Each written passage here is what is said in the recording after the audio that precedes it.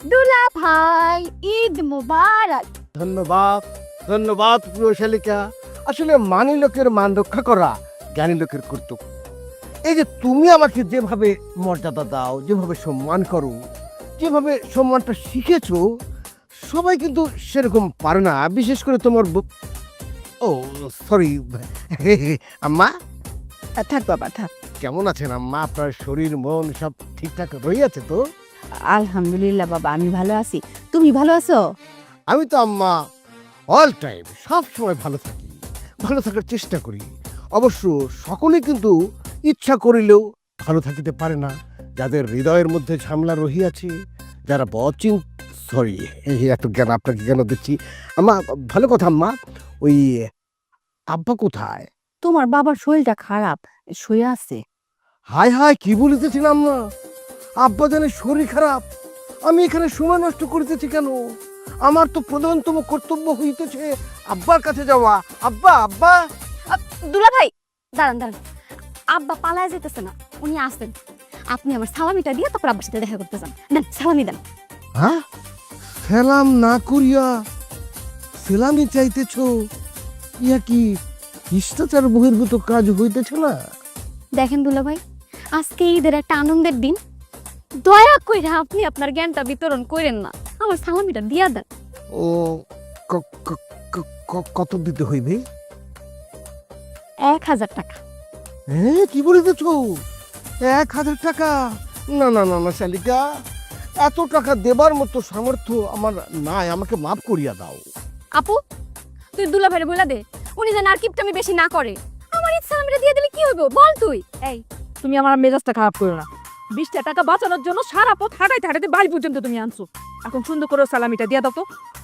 I মাসা ঘরে রাখতি জামাই বাবা দি। আসো জানি আসো। জি। কি ব্যাপার শালিকা, তুমি গলা হতে মালা খুলিলে কি জন্য? গলায় পরাই ফেললে আর বের থাকে না, আর তাছাড়া মালার কাজ আমার শেষ। না, এ কথা বলিলে তো হইবে না। আমার সুন্দরী শালিকা আমার গলায় মালা পরাইয়া দিয়াছে, আমার খুব ভালো লাগিতেছে, নিজেকে বিশিষ্ট জন মনে হইতেছে। আর ভালো লাগা লাগবে না, এই মালাটা আমি বড় দুলা ভাইরে পরামো।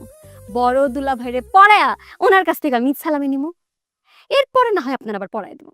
হ্যাঁ, কি বলিতেছ? তখন আবার নতুন করিয়া সালামি চাহিবে না তো? করব না, কিন্তু আপনি চাইলে মানাও করব না, আমি জীবনে দিব, আমি নিবও না। আব্বা আব্বা, আপনার শরীর খারাপ শুনিয়া আমার শরীরটাও যেন কেমন খারাপ খারাপ লাগিতেছে। না রে বাবা, তেমন কোনো কিছু না। বয়স হয়েছে তো, এখন কি আর সে আগের মতো পারি বলো? না না আব্বা, জোর করিয়া হইলেও আপনাকে ভালো থাকিতে হইবে। প্রয়োজনে আপনি বই পড়া শুরু করেন। বই আপনার মনের জানালা খুলিয়া দেবে, ভেতরের অন্ধকার দূর করিয়া দেবে। আমার কাছে প্রচুর বই রহিয়াছে, আপনি ওগুলো শেষ করিলে প্রয়োজনে আমি ধার করিয়া বই আনিয়া দেব। এখন থাক বাবা। কি হলো, তুমি দাঁড়িয়ে আছো কেন? জামাই আসছে, জামাইকে মিষ্টি দাও, খেতে দাও। তাসিবা আসুক, বড় জামাই আসুক, একসাথে খাইবনি। হ্যাঁ জি জি, আব্বা আম্মা ঠিক কথাই বলিয়াছে, সবাই আসুক, মিলিয়া মিশিয়া একসাথে খাইব। আচ্ছা আব্বা, এরকম গরমের মধ্যে শুয়ে থাকিবেন না, শরীর খারাপ করবে। আপনি এই উসিলায় প্রত্যেকটা রুমে রুমে এসি লাগাইয়া দিন। কোথায় তুমি গরম দেখো? আরে, আমার বাড়ির চারপাশে গাছপালা দিয়ে ভরে ফেলেছে, বুঝতে পারছো না? গরম তো আসার সুযোগই নাই বাড়িতে যদি বেশি বেশি গাছপালা থাকে। তাছাড়া আমার আবার ওই এসি টেসি একদম ভালো লাগে না। মা, মা, চলছে হলো আবার নিয়ে এসো। হ্যাঁ, যাও যা। তবে আব্বা, শরীরের মূল চালিকার শক্তি কিন্তু মন। এই মনটাকে সবসময় শক্ত রাখিবেন, তাহলে আপনাকে আর শরীর দুর্বল করিতে পারিবে না। এই জন্যই লেখক উল্লেখ করিয়াছে, সব গাছ গাছলা, সব জামাই জামাই না।